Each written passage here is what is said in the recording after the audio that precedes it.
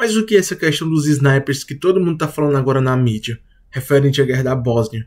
Na Iugoslávia, um país socialista comandado por Tito, eram unidos várias etnias, bosniacos, sérvios e croatas, entre outros povos que viviam na região. Aqueles povos eram de etnias diferentes. Entenda, pessoal, a maioria das guerras acontece por questões étnicas e com o tempo são aglomeradas questões teológicas, religiosas no geral, mas muitas vezes são questões étnicas. Vou dar um exemplo. Os bósnios eram muçulmanos, os croatas católicos e os sérvios ortodoxos. Aquele povo, embora vivesse numa comunidade, numa nação socialista iugoslava, por um tempo eles conseguiram conviver, ali na mesma região por conta do Tito, o líder socialista. Inclusive, que é um dos líderes que eu tenho mais admiração dentro do contexto político mundial histórico.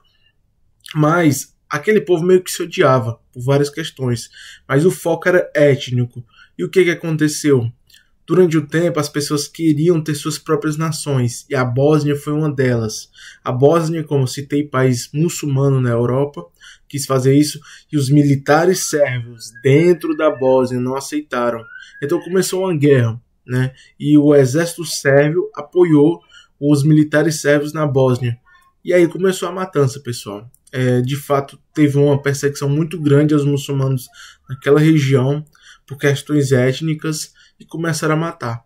Isso foi levando e aumentando até chegar em Srebrenica, não sei pronunciar direito, desculpa, que foi um genocídio na Bósnia reconhecido internacionalmente, onde 8.000 civis foram mortos. A partir de 8, 10 anos, quando era considerado homem, você era levado para uma região e era morto. Era tipo um campo de concentração. Hoje em dia existem cemitérios gigantes na Bósnia por conta disso. E isso foi aumentando, e aquelas pessoas sentindo a pressão.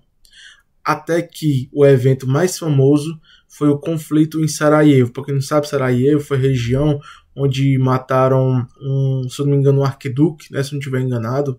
Sei que lá foi o começo da Primeira Guerra Mundial, porque a pressão já estava dada e mataram um cara importante na região de Sarajevo, que é na Bósnia também. Então é uma região, de certa forma, estratégica para o mundo ali no contexto histórico.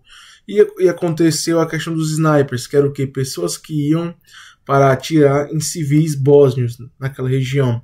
E agora está com a polêmica dizendo que europeus fizeram isso, pagaram kits, pagaram 70, 80 mil euros para ir.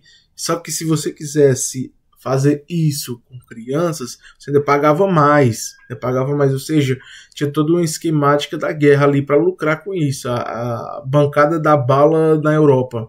E isso foi levando e virou uma polêmica, e o povo sofreu muito naquela região, de fato, teve um sofrimento muito grande. E agora veio à tona essa história, confirmando os relatos que iam investigar, dizendo, vamos investigar, mas era confirmando os relatos que existem vídeo dos snipers atirando contra bósnios. E então essa guerra foi até o acordo Dayton, que foi o que? Foi quando os americanos viram que realmente o negócio estava quente e tinha que fazer uma organização da região. Eles se meteram no meio, criaram a Bósnia e Herzegovina, a Sérvia, Croácia, entre outros países. Foi o fim da Iugoslávia, foi o fim da união daquele povo e, digamos que uma, entre aspas, paz, porque nenhum país vai esquecer que foi atacado. A Bósnia nunca vai. Inclusive, na Guerra da Bósnia, como era um país muçulmano, foi levado soldados da Arábia Saudita para lutar.